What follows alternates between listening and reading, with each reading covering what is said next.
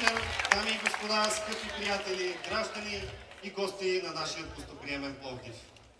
Добър вечер и добре дошли на 22-я международен фолклорен фестивал Пловдив 2016.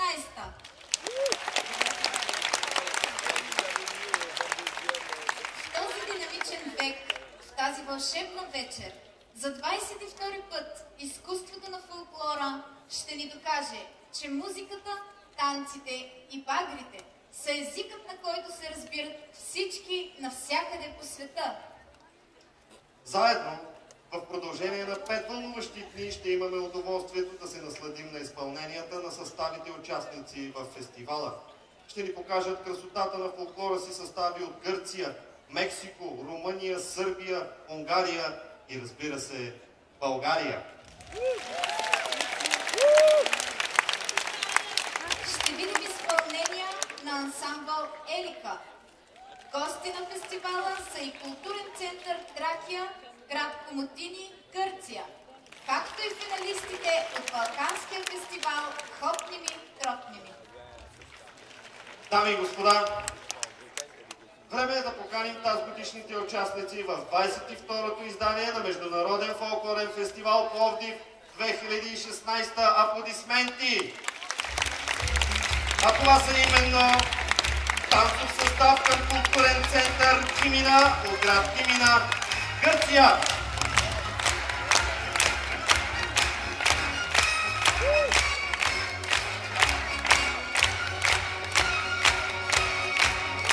Фолклорен колектив Мехико Линдо, Мексико.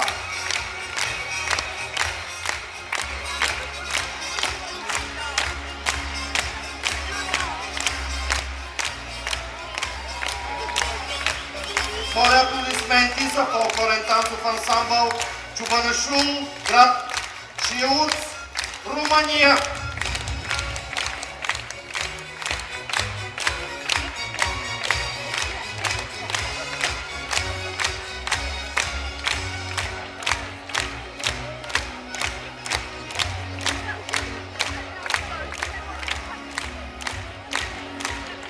Ансамбъл Абрашевич, град Панчево, Сърбия.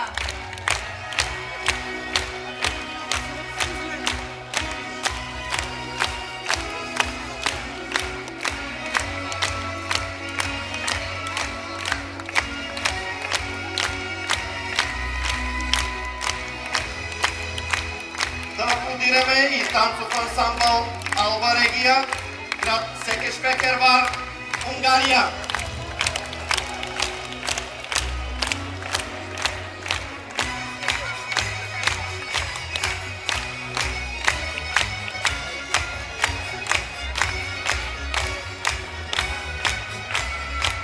Фолклорен ансамбъл Тракия, град Пловдив, България.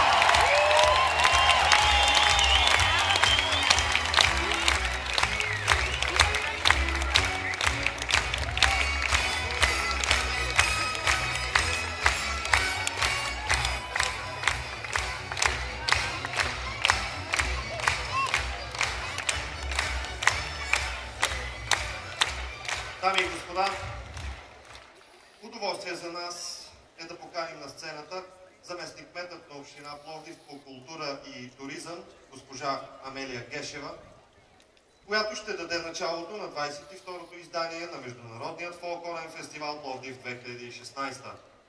Аплодисменти за госпожа Амелия Гешева.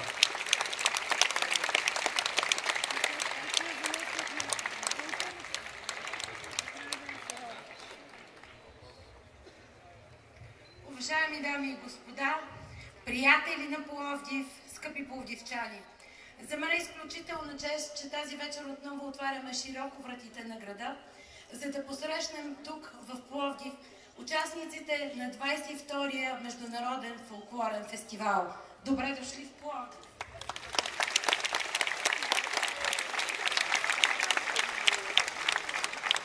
Може би ще се повторя с други мои изказвания на тази сцена, но аз съм убедена, съдейки от вашите аплодисменти, че този фестивал не се нуждае от представяне.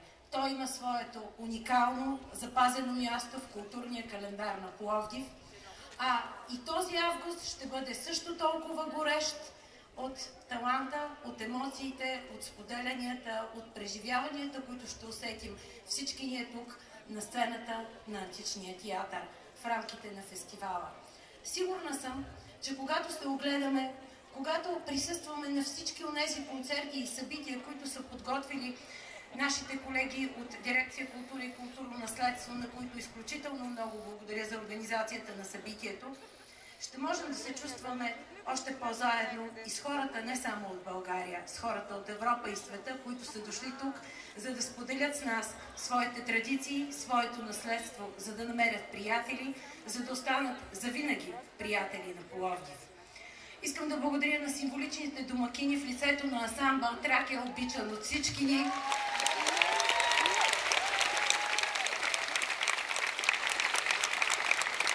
Не мога да не споделя, че не се радвам, че към тази годишните домакини се прикрепят и формация Елика, а също така и фолклорните ансамбли и формации, които участват в традиционния за Пловдив фестивал Хопни ми, тропни ми. Благодаря ви, че ви има и че пазите българския фолклор.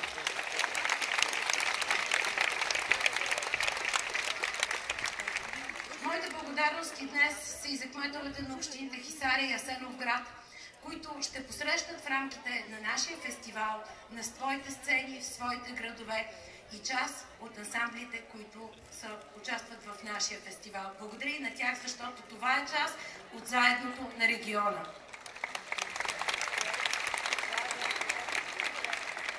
Мисля си, че това, което ще видим в рамките на фестивала, ще ни зареди емоционално, но ще ни накара и да се почувстваме още по-задължени за това да пазим нематериалното богатство на света, което има и което ще видим тук на тази сцена.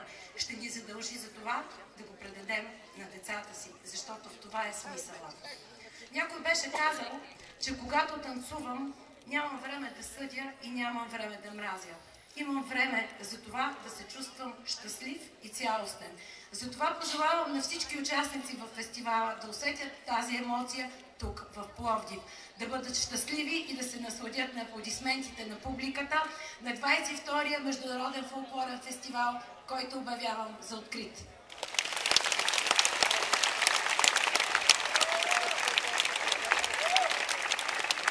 И ние благодарим за топлите и сърдечни думи на госпожа Гешева. А сега, моля още веднъж за вашите аплодисменти, с които да пожелаем успех на тази годишните участници в фестивала, на чието изпълнение само след секунди ще имаме удоволствието да се насладим заедно. Моля, аплодисменти!